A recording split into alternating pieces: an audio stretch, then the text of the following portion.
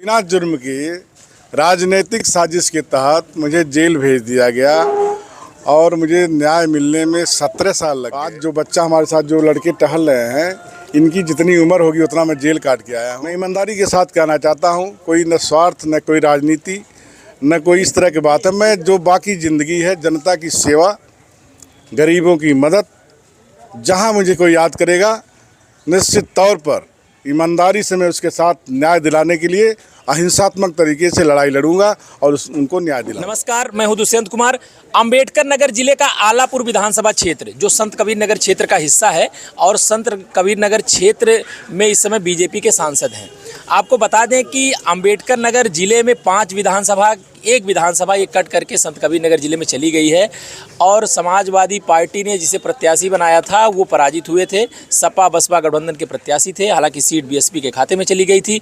अब 1 वर्ष बाद चुनाव होना है, 2024 में लोकसभा चुनाव होने हैं, जिसको लेकर अभी से सियासी सरगर्मी तेज हो गई है।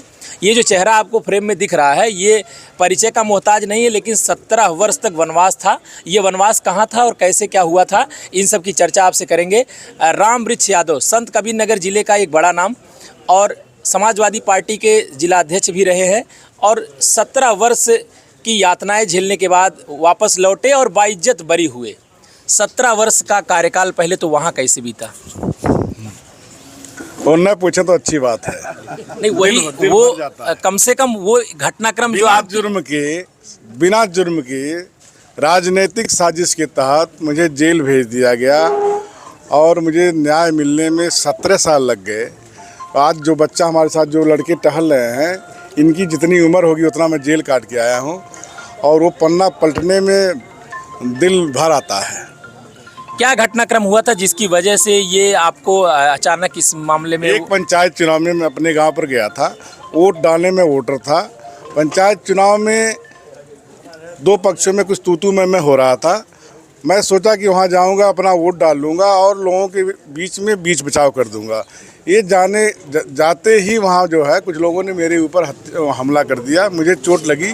मेरे साथ उसमें 2 कार्बाइन वाले गनर थे, वो प्रेम सिंह, एक रियासत अली। वो जो है जब मुझे चोट लगी तो रियासत अली ने मुझे बचा लिया, पकड़ लिया और संभाला, मैं मूर्छा खा गया था।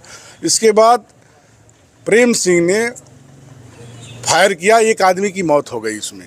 यही घटना है और मुझे उसी में इतने सालों जेल भुगतना पड़ा। बाइज्जत बरी हुए हैं, 17 वर्ष में कसक रह गई, राजनीतिक जीवन छूट गया। देखिए, राजनीतिक जीवन, मनुष्य की ज़िंदगी जो है बहुत लंबी नहीं है। कुछ तो मैंने लड़ने, पढ़ने, खेलने में बिताया, कुछ समय पार्टी की जिम्मेदारी मैंने निभाया और कोशिश किया कि मैं अच्छी तरह खरा उतरूं। जो समाजवादी पार्टी का जिलाध्यक्ष बनाया गया था, मैंने काम किया, लोगों के लिए संघर्ष किया, उसी की देन रही। उसके बाद मुझे साजिश के तहत फंसा दिया गया। जो मेरे ज़िंदगी का पीक टाइम था वो जेल में बीत गया।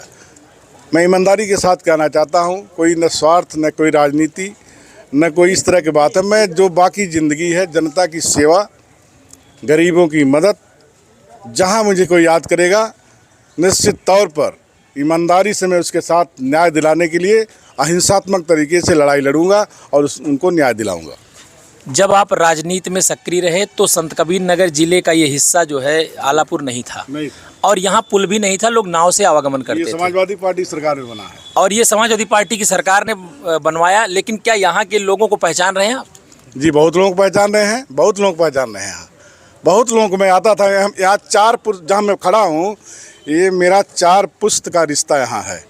मेरे पिताजी के बुआ का क्या इस तरह का संबंध है, अभी हमारे सेक्रेटरी साहब पूछ लीजिए, बताएंगे। पुराना संबंध है। पुराना संबंध है। तो यहाँ की धरती से पुराना लगाव है। पुराना लगाव है, दिली लगाव है और आत्मीय लगाव है, पूरा हर तरह से। तो आज आलापुर विधानसभा क्षेत्र में टहले, कैसा लगा है? बहुत अच्छा लगा और यहाँ के लोगों का उत्साह देख करके ऐसा लगा कि मैं जो है जो जितना कहूँ, जितना धन्यवाद दूँ वो सब कम है। और निश्चित तौर पर मैं विश्वास दिलाना चाहता हूँ कि यहाँ के नौजवानों को, यहाँ के लोगों को कि कहीं भी मेरी आवश्यकता पड़ेगी मैं उनके साथ हाजिर मिलूँगा और जहाँ कहीं संघर्ष करना पड़ेगा न्याय के लिए लड़ूंगा और उनको न्याय दिलाऊंगा। जेल से वापस आने के बाद समाजवादी पार्टी के राष्ट्रीय अध्यक्ष से कोई मुलाकात हुई आपकी? अभी किसी ने, मैंने देखिए मैं निकला हूँ, अपने आदरणीय नेता जो स्वर्गीय श्री मुलायम सिंह यादव जी के समाधि पर मैं जाकर के फूल माला चढ़ाया। मेरे दिल में बार बार हमको आता था कि वहाँ जाना चाहिए, जिन्होंने मुझे राजनीतिक सिखाया और संघर्ष करना सिखाया। मैं गया अपने साथियों के साथ, बहुत काफ़ी तादाद में लोग गए थे। वहाँ मैंने गया, जब समाधि पर मैंने फूल अर्पण किया तो मुझे लगा कि उनकी आत्मा की आवाज़ आ रही है कि बेटा तुम आगे बढ़ो, हम तुम्हारे साथ हैं। इसी क्रम में मैं आगे बढ़ा हूँ और सबसे आशीर्वाद ले रहा हूँ। वहाँ से आशीर्वाद लेके लौटे? जी, मैं वहाँ से आशीर्वाद लेके लौटा। 2024 के चुनाव में समय है 1 साल का, कुछ लग रहा है कुछ कि अभी मैं दल की बात नहीं कर रहा हूँ, दिल की बात कर रहा हूँ। नहीं, कुछ यहाँ के लोगों को इनके मन में कई बातें हैं, इनके मन में और दर्शकों के मन में बातें हैं कि 2024 का लोकसभा चुनाव आप लड़ेंगे? लोग जैसा चाहेंगे वैसा होगा। ठीक है, अभी आपने रामवृक्ष यादव जी को सुना। आपका कहना है कि समाजवादी पार्टी के झंडे तले काम कर रहे हैं, लोगों के सुख दुख में शरीक हो रहे हैं। 2024 के चुनाव को लेकर इन्होंने कोई बयान नहीं दिया है, सीधे तौर पे बचते नजर आ रहे हैं और कह रहे हैं कि यहाँ की जनता और संत कबीर नगर की जनता जो कहेगी वह करूँगा।